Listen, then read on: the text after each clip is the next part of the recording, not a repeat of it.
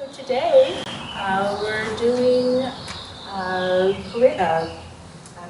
herbs today. Been getting a lot of questions lately about herbs. A lot of interest has been taken up in herb gardens.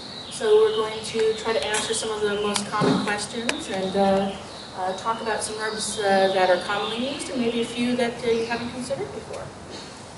So I think the very first question everybody asks is, where do I put the herb garden? You know, you're thinking, I want to put in maybe a few culinary ones, maybe some for aromatherapy, and the question is, where in the yard should I put it?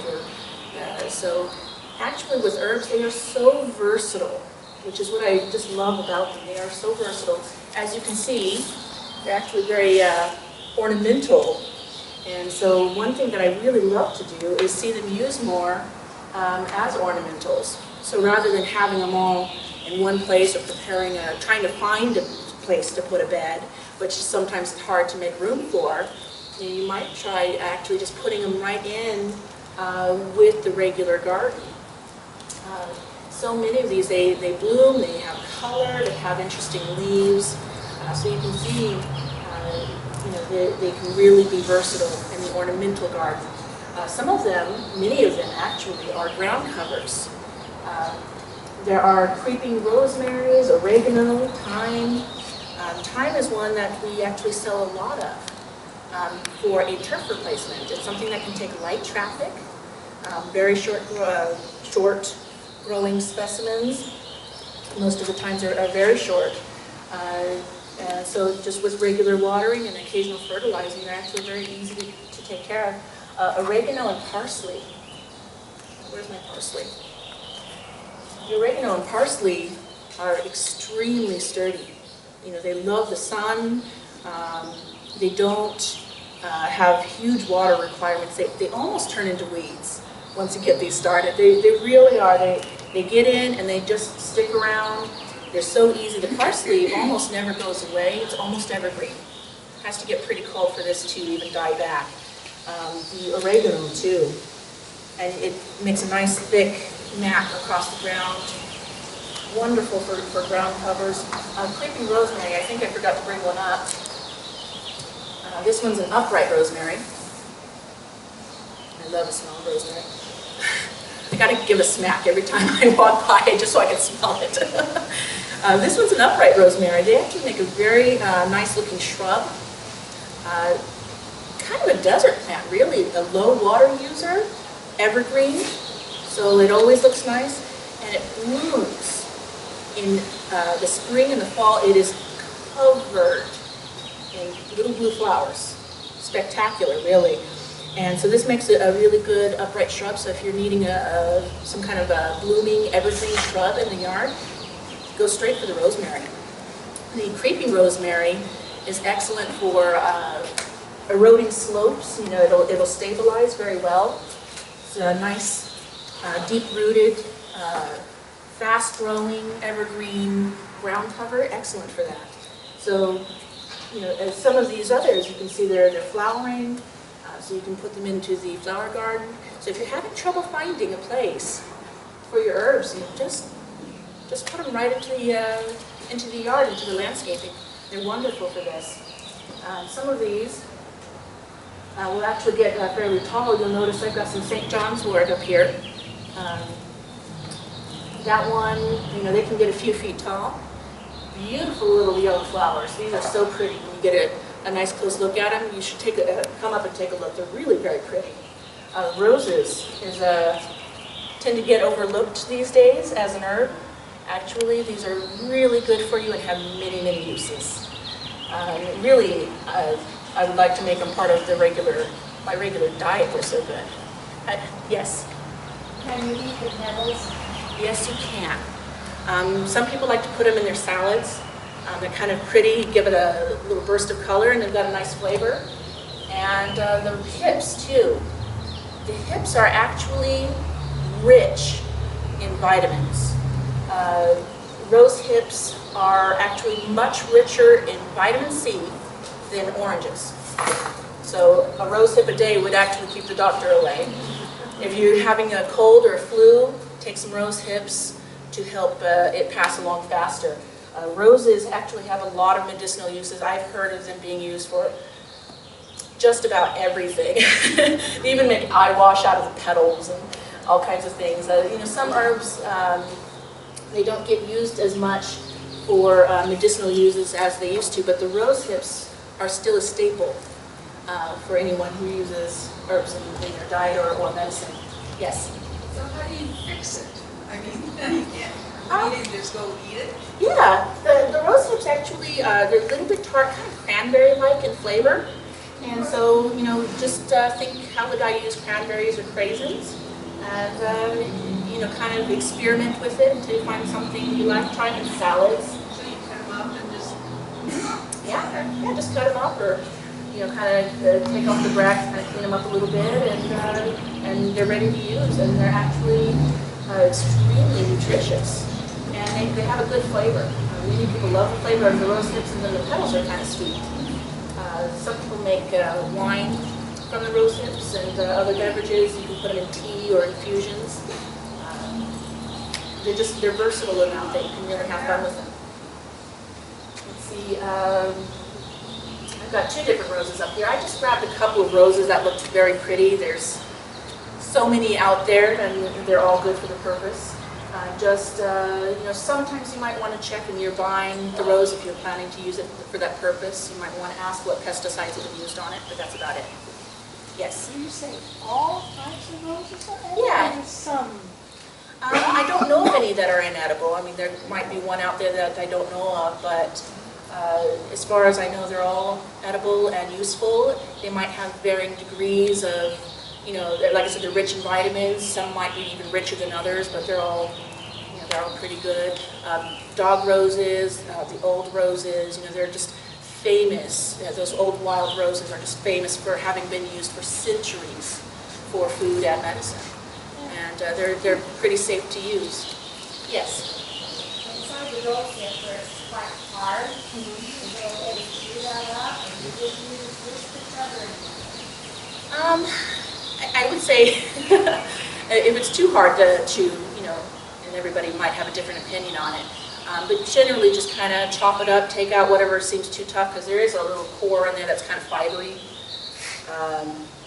A lot of people do just use them as an infusion, where they'll steep it in either cold or hot water, and use it that way instead of using the whole hip. But others just chop them up and use the chewable parts and put them in salads. So you can use it however is easiest for you, I think, is what I'm going to have to say.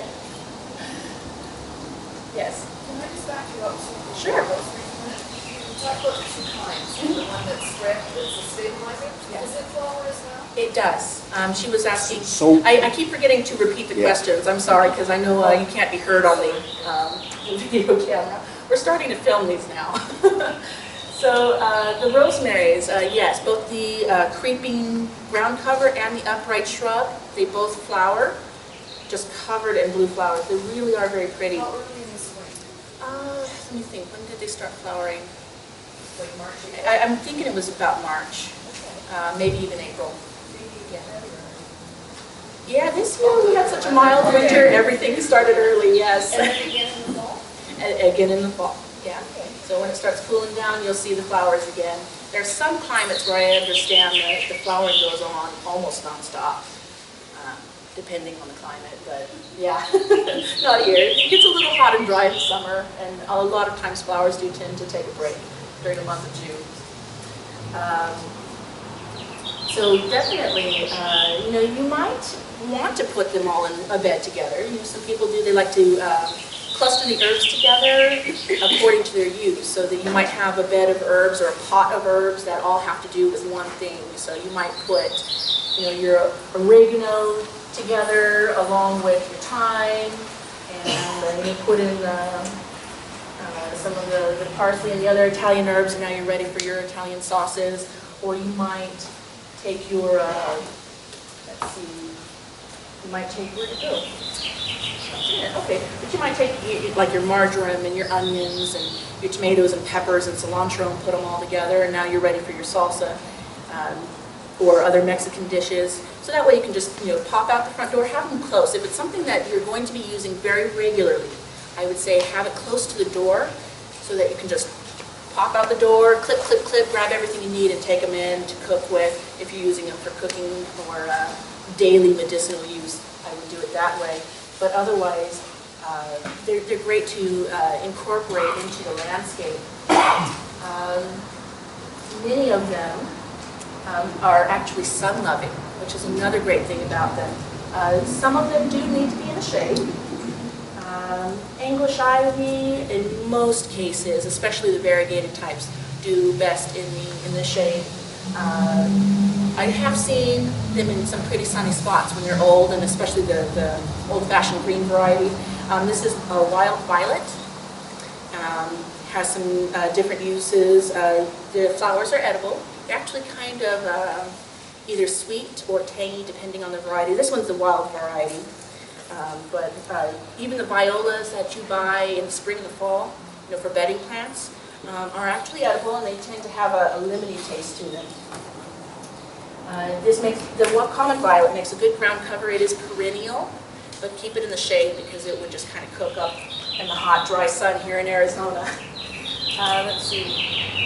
I have some strawberries. This is another one that often doesn't get considered. This is another perennial, and this one is a sun lover, but it can take some shade and makes a good ground cover. You are probably familiar with the white flowers. Notice that they are now coming in other colors. Yes. And so you can really have fun with this. I like to put things together, so I might take a few different herbs and put them together. So I got some multicolored sage here. It's got kind of a lemon lime color to it, and the pink flower I think go nicely together. I can combine it with something silvery like this curry. It's a great smell. Yes. Or I can put it together with maybe some of these other flowers. Like I've got some sage here. Just about all sages have some use or another, and of course are very aromatic. I tried looking up before the definition of herbs, what counts as an herb, and I'd say just about everything. Anything that has a practical or pleasurable use, I would say, could be counted as an herb. Some of them are just used for the aroma. Put them in potpourri, make oils out of them, make perfumes out of them. Some of them are used very much by the perfume industry for their aroma. And then others might have another, so I would say most of the herbs that I have ever looked up have a list of medicinal uses that they were used for some time or another. I was just at a baby shower, and someone brought in homemade baby wipes.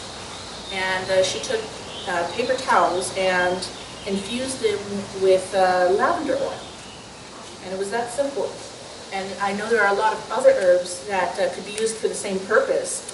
I was looking it up this week, seeing what else, because I had just gone to that baby shower. I was wondering what else could be used for that purpose. Turns out there are several herbs that are antiseptics and have been used for years as antiseptic, antibiotic, antibacterial properties. So, there's so much that you can do. We used to have an employee that would treat colds and flu symptoms with white sage. This is excellent for native gardens. This is going to turn into a big shrub.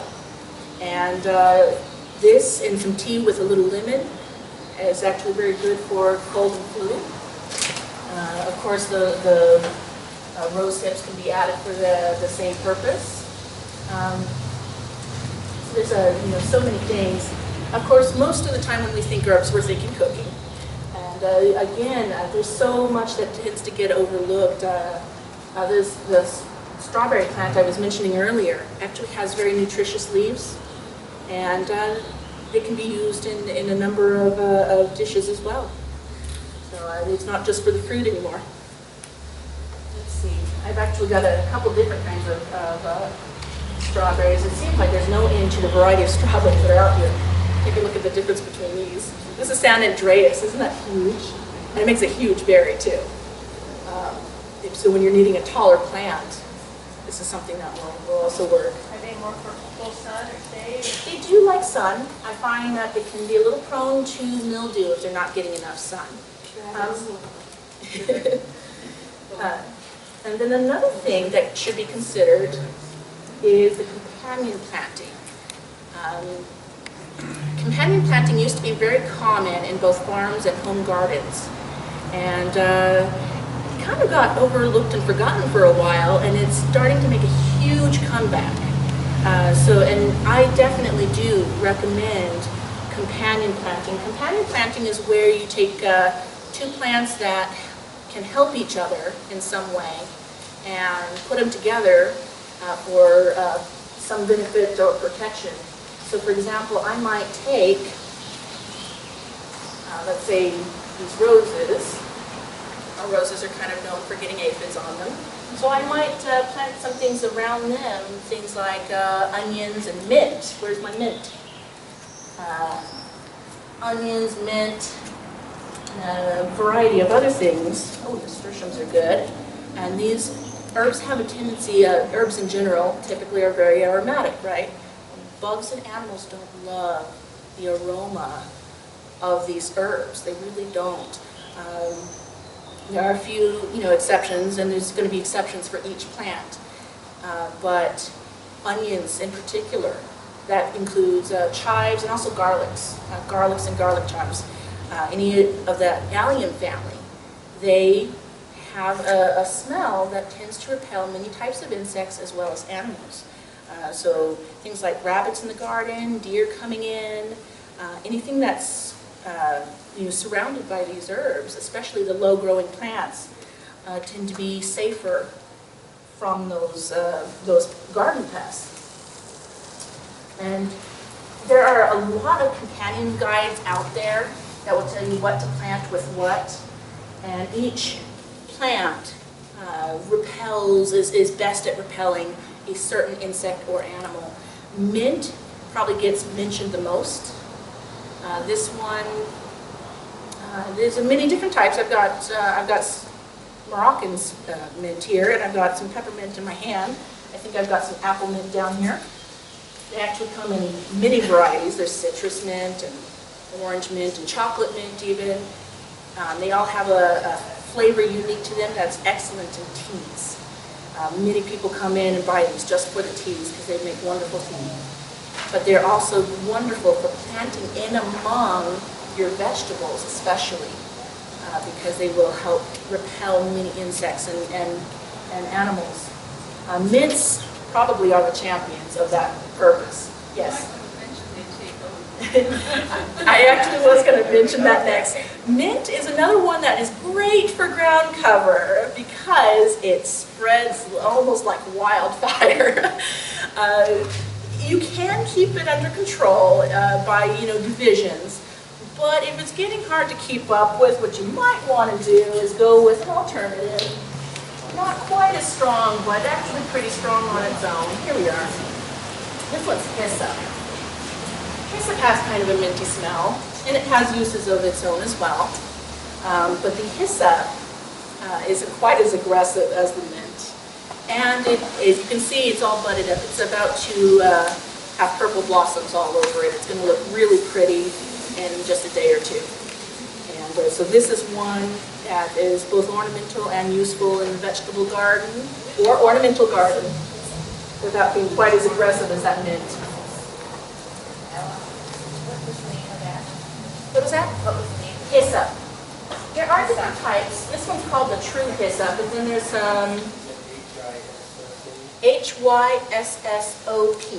Hyssop. Yes, hyssop. Is that also invasive? Not so much. Again, this is the alternative to the more invasive mints. Here we go. Let's see. What else did we bring? They do wonderful in pots. Truly they do.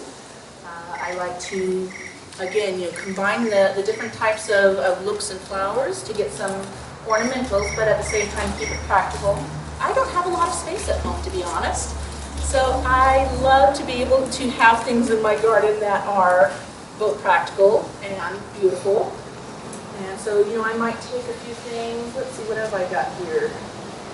Let's try something tall. So I might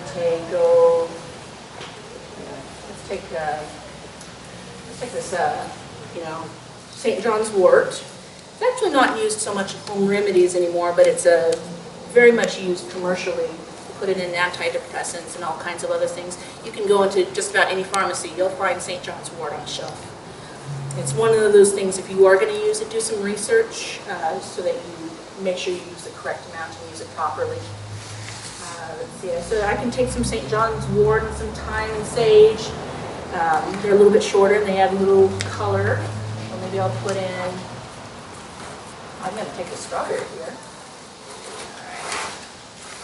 So I'll put this in, put my strawberry here. I'm going to take this English ivy.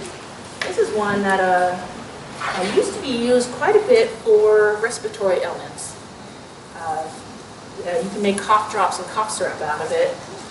I even had someone come in once looking for it because she had suffered from chronic bronchitis. And she said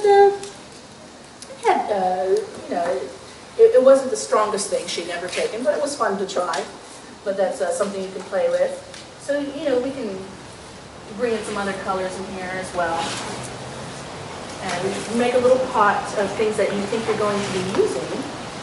And, you know, just make it ornamental.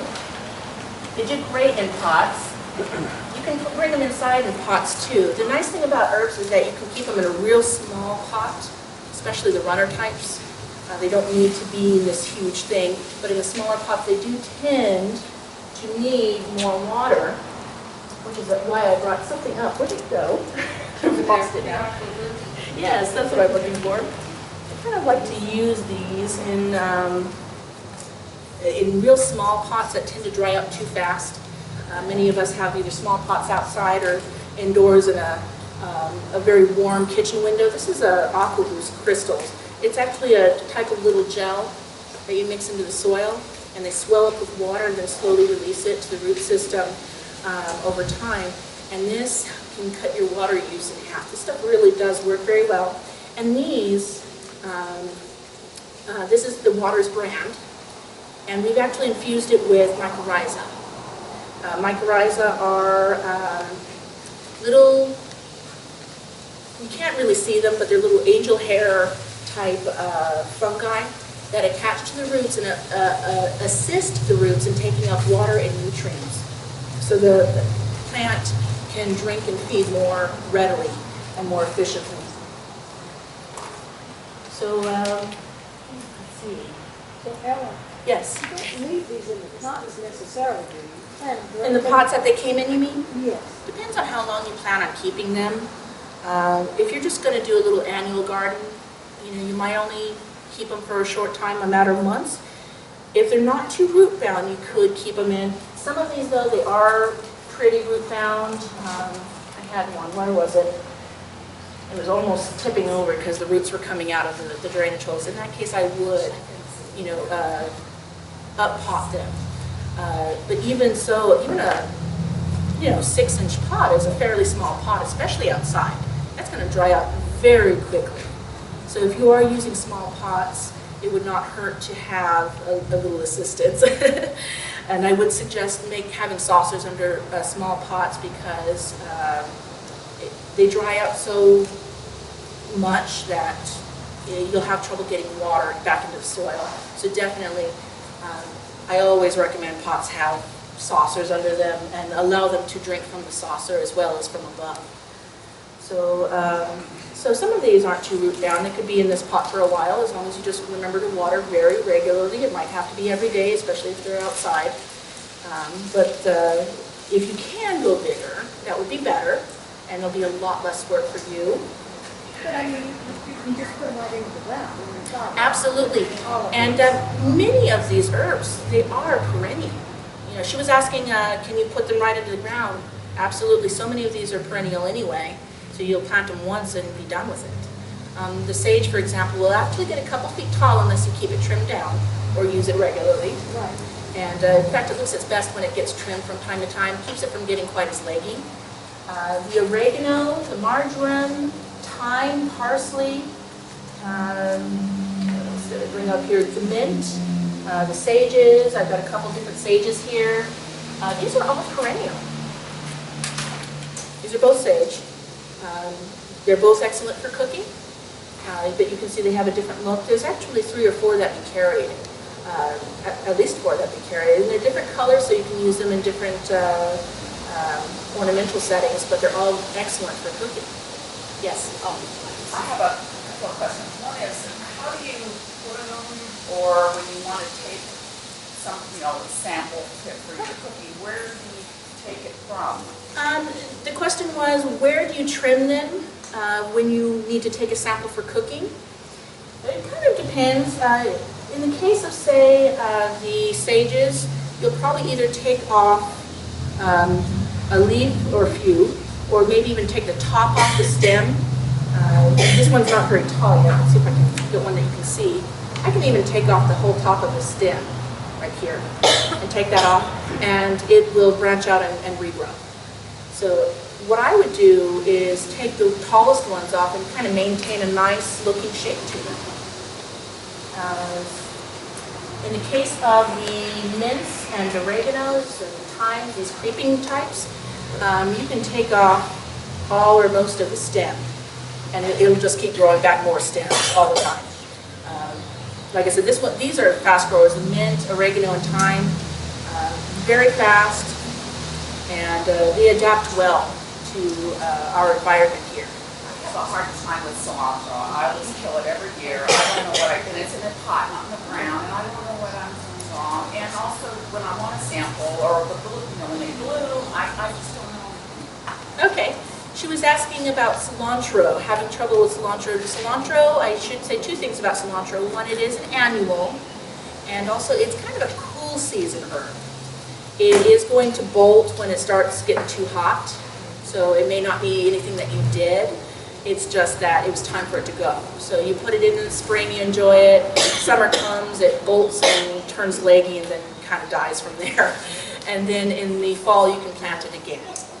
And it is something that you don't want to put in a very hot place. It needs good light, but don't put it in a place where it's just going to cook. It is more of a cool season vegetable. It'll last longest into the summer months, or the late spring months, I should say, if it's in a cooler spot. So I'm probably just doing the wrong season, because I think summer might bring it out. Yes. So when you're choosing your herbs, just find out what is their season and how long are they going to last. Many of these I said are perennial, but there are several that are annual. So find out, what their season is and when they're going to die. Most of them are good all the way from spring to fall, or at least till when you harvest. When it's getting close to time for them to, die from the frost, go ahead and cut them all down. A lot of people actually like to do them in the summer, just before they bolt. It is maintained that they have their very best flavor just before they flower. This goes for the perennials too. They have their very best flavor just when they're about to flower or when they're just starting to flower. And so in the summer you'll go and cut them. Of course, a lot of these, you can cut them all the way back and it'll grow back, and you can still keep trimming off of it for the rest of the fall, but you'll do your main harvest in the summer just as it's starting to flower. So you'll take all that you have, cut the whole thing back and dry it or freeze it, and then you'll be using that during the winter months when the herbs aren't growing or when they're dormant. Yes? Rosemary.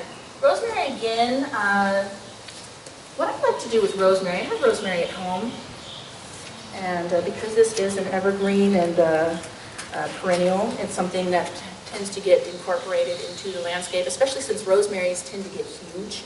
I know when you buy them, sometimes they're in that 4-inch cup. Yeah. They're actually going to get big. This guy's only just getting started. They can get around like 5 feet tall, some of these varieties. The ground cover types, they really spread. Go up Marina Street sometime. No, is it Marina? No, Marina has something else. Yes, Marina. As you're going up to the library, I think they have some creepy rosemary that's cascading over retaining wall. So they can get pretty big. So what I like to do is just kind of trim for shape and do it that way. And that makes the plant looking nice, and now you have what you need for your herbs. And otherwise, you can trim pretty much, I like to kind of trim. You can take off a good piece of the stem. You can, I wouldn't take too much of the woody part off. That might affect the shape temporarily. But then after that, you just take the stem and after you cut it off, you go strip the leaves off of it and use them. Or you'll hang the branches to dry and then strip the leaves off, whichever. You can hang the herbs to dry, especially the ones you grab and you cut off whole stems. Just kind of make little bundles, hang them from the ceiling or hang them from wherever. Or you can put them in paper bags, because some of them, they tend to crumble and the leaves all fall apart, while they're drying, and they make a mess. So I like to put mine in paper bags, and it just works better that way. It's less messy that way. Okay. Did you have another question? Okay. Yes? Is there any wormwood? I don't have any wormwood. I know that's one that used to have a lot of uses, and it's another good one for companion planting in the vegetable garden sometimes. You have to be careful about actually using wormwood. It's another one of those. You got to take a little air of caution, but it's actually very excellent at repelling insects. But I haven't seen it come through here lately. Talk about your nasturtiums. Nasturtiums. Nasturtiums are very good at repelling insects in general, so this is another excellent one for companion planting. It is an annual. It is going to kind of spread a little bit, but not that much, because again, it's an annual. Kind of fast growing, but it only has so much time to fill in the space. Does anybody like to eat it around here? Yes. Critters. Oh, the critters. You know what, I can't remember. I'll have to check again, but I haven't had people complaining about animals eating the nasturtiums. I just transferred some, and I was trying to figure out if birds are going to eat it. The flowers are edible. Yeah. If you want to put them in your salads, they're kind of peppery. And so they've got a nice little spicy taste if you want to, not spicy, but a little bit of a peppery taste. If you want to add them to your salads or, sandwiches, or get creative. Some of these herbs, they have so many different culinary uses. It's amazing what you can put them in. Oregano, I put it in almost everything except maybe Asian cooking. Sage. Sage goes great with good in turkey, chicken. It's great with different poultries. This is actually one that I didn't grow up with as much, using in the kitchen. And so now I'm kind of experimenting with it and finding it's very versatile. You bake with it? I mean, is it baked chicken or? Yeah, absolutely. Saute it? Yeah. And so far, I think I just used it ground up and kind of sprinkled on the chicken, or put it in Dry that out soups. first and then use it? I've also put it in soups, and it makes an excellent chicken pot pie or chicken and dumplings. Okay. So yeah, you can put leaves in there. Lavender. This is one I was kind of curious about, so I asked Ken Lane's mother. I don't know how many of you might have met Marty yet, but she's a lot of fun to be around. She has wonderful cooking skills and is very versatile. Always likes to try new things and just kind of kick it up a bit. She uses lavender a lot. And I asked her, what do you put lavender in? I know you can use it for cooking, but what do you put it in? She said, try it out in everything. Just experiment. It has a flavor all its own. Have fun with it. So you can use the flowers or the leaves, and just it goes great in a lot of different cuisines. Yes. I was just going to say, I was at somebody's home the other day, and they had made a sugar cookie, and they had put lavender in their sugar cookie. I've had the lavender. It's really good. I've had never thought of that. lavender sugar cookies. She was just saying. I've had lavender lemon cookies too. They have. It gives it a very unique flavor. It's fun to play with, and It's got kind of a lemony scent. So it's the leaves you're using? Or the flowers actually tend to get used a lot. Okay. Yeah. I was just at the farmer's market and I always want lavender honey, and you can't find lavender honey. So what the honey lady there said, just take your leaves and put it in honey and infuse it yourself.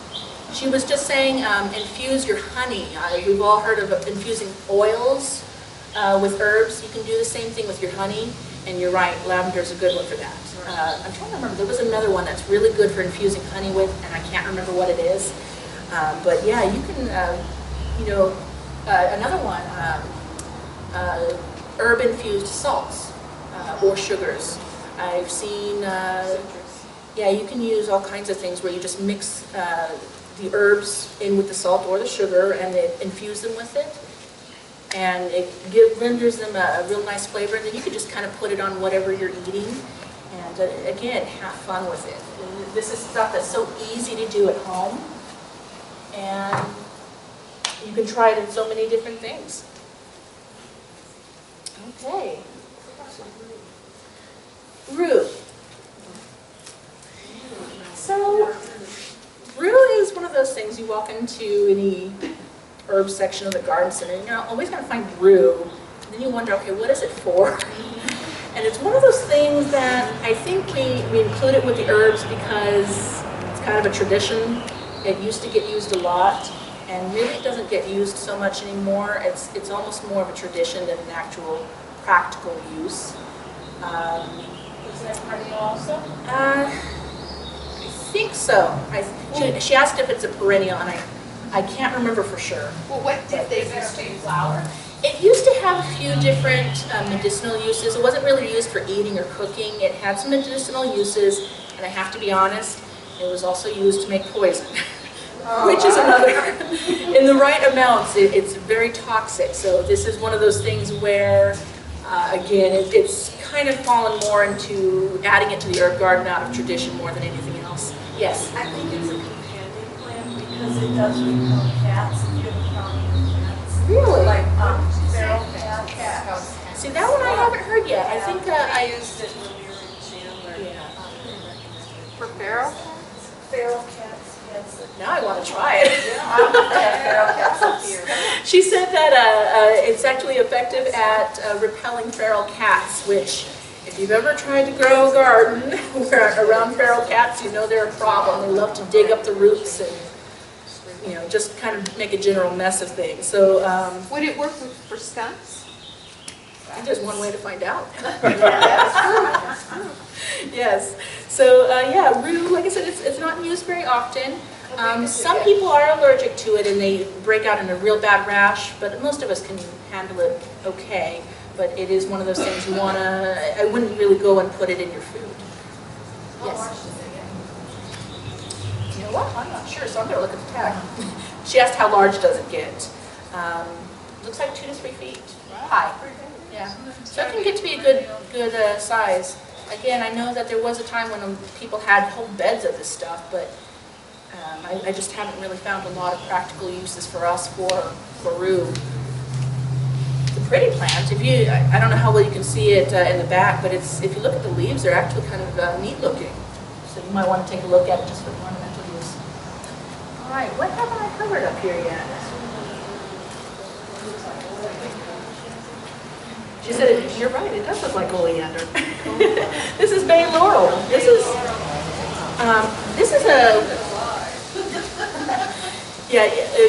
bay laurel. Now, in their environment, they would grow to be like 10-foot trees. They get, big. Here, it is an annual outside. So if you buy it, you'll either keep it outside and just keep it for a season, or you can bring it inside, make it a house plant. If you've got a nice sunny spot to put it in, put it near the window, put it in the atrium, even better, sunroom, works great for that. You'll probably have to keep it trimmed to keep it to size, which, isn't terribly difficult. You can use the leaves both fresh and dried. A lot of people have asked about that. Can you use them fresh? Because you see them all the time dried in stores. Yes, you can use them fresh. Some people prefer them fresh. They seem to have better flavor, especially for certain types of cooking.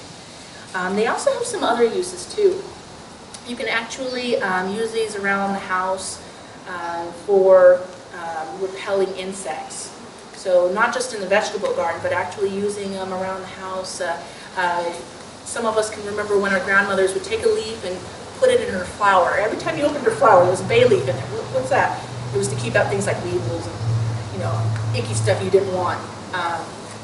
I keep it at home for putting it in front of my front door. I want to open the door, let the breeze in. My screen door doesn't seal out creepy crawlies. So I put diatomaceous earth and down to keep things out. And I've started experimenting with bay leaf because apparently this is supposed to be really, really good for that purpose. So putting them anywhere where you're having trouble with insects, yeah, apparently there are some insects that especially hate these. Yes?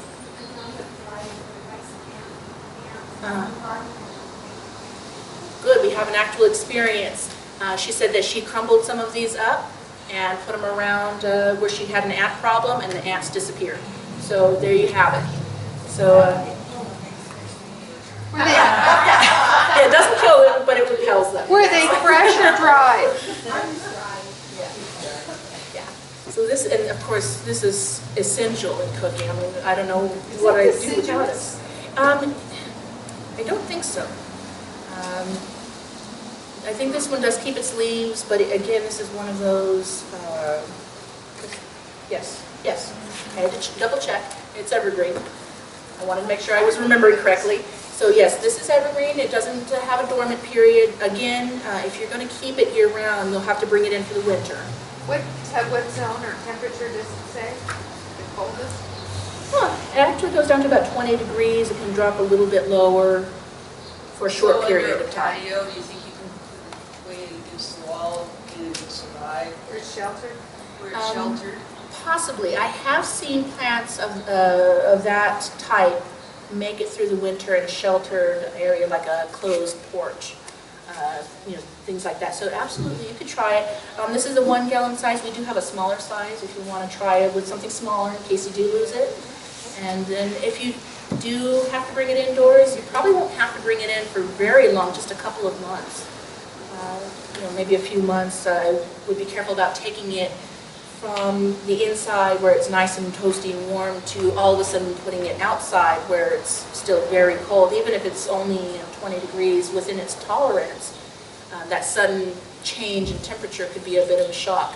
There are two things that actually can affect a plant as far as cold tolerance goes, and actually you've probably heard of us talking about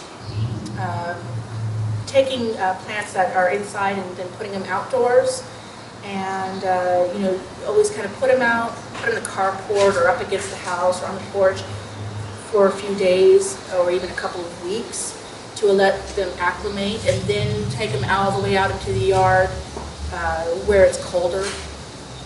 What I've actually found is, I did some research on it, and it turns out a big part of a plant's cold hardiness has to do with the light. When it senses that the days are getting shorter, that is when it knows, okay, I need to prepare for winter. And then if you take that plant and you bring it indoors, you're running the electric lights on in the evening, so it thinks it's still a summer day because the days are long. So really, even putting it into a room where you don't use the lights in the evening and early in the morning can go a long way in preparing the plant for going back outside. And since so many of us do keep herbs indoors, this is good information to have, because many of these are perennial, but even the perennials, a lot of people like to keep them indoors for the winter just because they want to keep harvesting. But the ones that are annual, like your cilantro, your basil, basil and cilantro both are kind of sensitive to either temperature extreme. So these are, tend to get brought inside, but even the sages and the thymes, although those don't really have such a problem. But yeah, some of these others, if you're going to be bringing them in and out, think about the day length that it's actually detecting. Okay. Yes. Potting. You have some sand in them? I I've heard that before. She was asking if you have to put sand in the potting mix to make it drain better. If you're using a proper potting mix, you should not have to do anything like that. A good potting soil will have good drainage and make any of these herbs perfectly happy. The water's potting mix is a very good one. Another one that you can use, we carry a Happy Frog. That's another one. They both have good drainage, the right amount of organics and everything in them. We carry Ocean Forest. You could grow your herbs in there, but a lot of the old timers say you should not make your soil too rich, because if they get fed too much, they tend to lose flavor. That's what they say. So yeah. So personally, I think I'll just stick with the water's potting soil, and that's what I use for everything anyway. And you know, the Ocean Forest has a fertilizer already put into it, and a very strong one. I like to use the waters all purpose. I don't think oh yes, we did. I don't know if I brought it up. I use this on literally everything. This was actually made with our area in mind. This is our brand. This is something that, knowing what our soil tends to be deficient in, knowing the pH of our water, this was made for our area. And I use it on everything, my pots and in-ground beds, and I get fantastic results.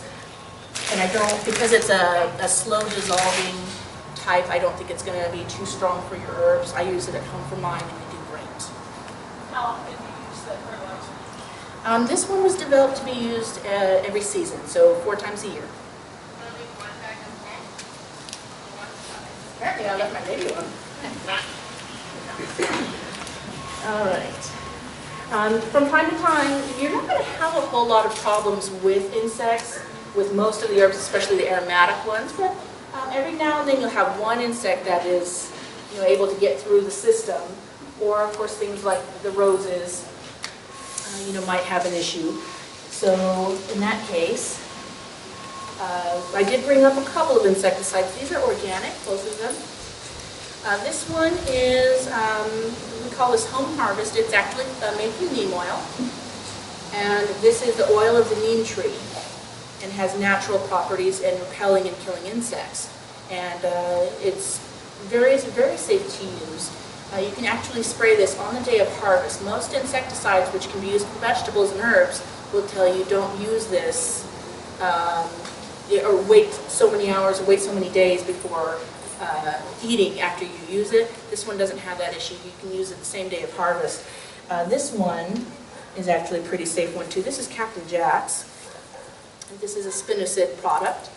And this one is excellent for chewers. So anytime you have an insect that's actually biting into the plant, this one will take care of these chewing type insects.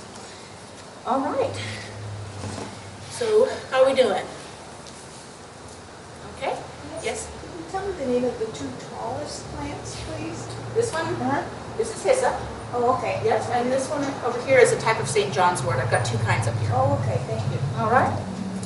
And yes. On the pesticides, you hear so much nowadays you don't want to use pesticides because of the bees. Right. Like, do the bees hurt the bees? Or As long as you don't spray them directly on the bees, it should be fine. Because these are, this one is a contact killer. You have to spray it on the insect for it to work. Once it dries, it's got a little bit of a smell that some insects don't like, but other than that, it's not harmful. The Captain Jack's is something that the bug actually has to ingest for it to work really effectively. And what about for like birds? Because a lot of people will spray their trees, get rid of the bug, and then Right. they're killing all their birds. These are both approved for edibles, so whether we're eating them or the birds are eating them. So read the labels, and I don't care how organic it is or how safe it's supposed to be, you know, read the label, and as long as you follow everything according to the label, you should be fine. So just, you know, a little dose of common sense. Yes. So same thing with Captain Jack and butterflies, like the dahlias this year, just eating Yeah, she said her dahlias are getting eaten up. No, butterfly bush. Butterfly bush. The dahlia. Oh, the buddleias. Okay, Buddleias, yes. oh. Yes. Okay. Yeah, if there's something like a beetle, like a blister beetle or something. Yeah, if they're actually, yeah. I don't think I would even want to wait for this to work on a blister beetle. I'd go for something stronger. Yes. But yeah, if something's chewing the leaves, then you can use the Captain Jack's. Safely, Yeah. even though it's flowering, it should be okay. Yeah, there of course are going to be some exceptions. Again, this is where your common sense comes in. For example, if you have leaf cutter bees, probably wouldn't use this. You know, I wouldn't want to use, I wouldn't want them ingesting this. So this is, I think it's grasshoppers. yeah. If you have grasshoppers, we have a product down in the store for grasshoppers specifically that I would definitely recommend. Okay. Any other questions? Thank you. All right. Would you be sure to get the